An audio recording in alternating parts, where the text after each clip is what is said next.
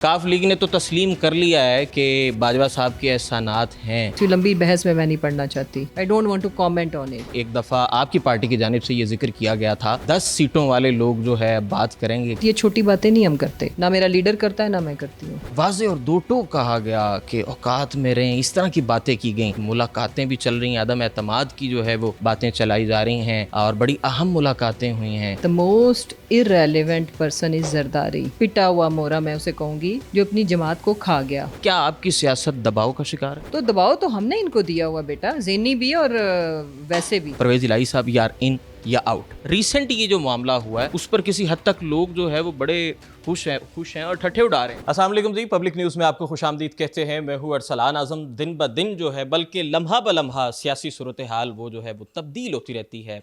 एक रोज़ पहले परवेज़ इलाही साहब का एक बयान कह लीजिए, इंटरव्यू कह लीजिए, सोशल मीडिया पर खासा गर्दिश कर रहा है।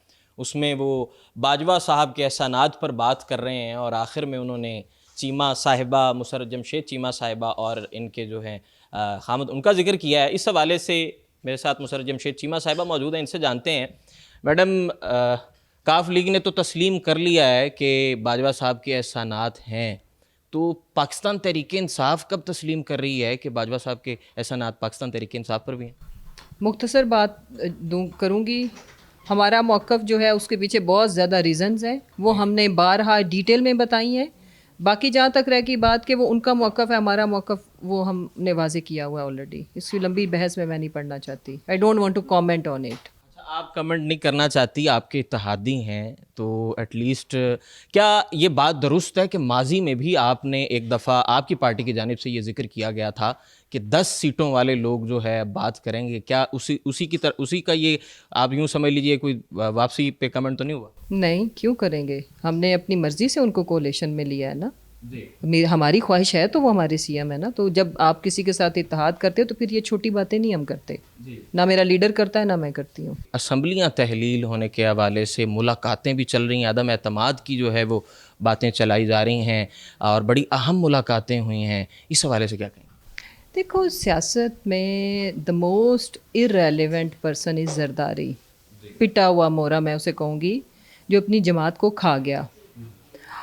पंजाब के अंदर उसकी सियासी हैसियत में कह रही हूँ, उसके पास ना वोट बैंक, ना उसकी अगली ज़मानतें ज़ब्त होनी है सिंध में भी, तो वो चला है पंजाब की पॉलिटिक्स को इन्फ्लुएंस करने।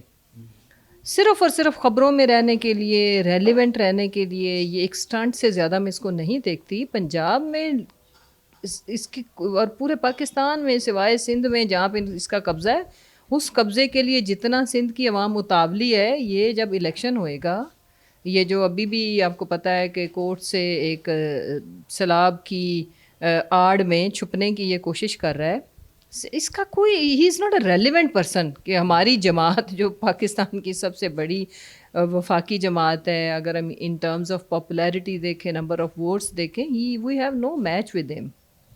अच्छा, बात धरनों से, लॉन्ग मार्चों से शुरू होती हुई रैलियों पे आ गई, ठीक है, और चीज़ें उस तरह। क्या आपकी सियासत दबाव का शिकार है? अगर ये दबाव है, आप देखो इससे बड़े शॉट्स क्या होंगे कि अपनी हुकूमत हमने कहा कि अपनी असम्बलियों को तोड़ता है और ये देखे मरे जा रहे हैं, घरों में घुसे हुए हैं, कभी उधर बैठते हैं कभी इधर बैठते हैं। हम दबाव का शिकार नहीं है, हरगिज़ नहीं है। हमारी वजह से बहुत सारे लोग दबाव का शिकार हैं। पीडीएम में एक चीज़ गर्दिश कर रही थी कि 17 तारीख को परवेज़ इलाही साहब यार इन या आउट, ठीक है, तो उस हवाले से किसी हद तक ये जो रिसेंट ये जो मामला हुआ है उस पर किसी हद तक लोग जो है वो बड़े खुश हैं और ठट्ठे उड़ा रहे हैं। सुन लो, हम अभी भी इकट्ठे हैं बड़े फैसलों के ऊपर।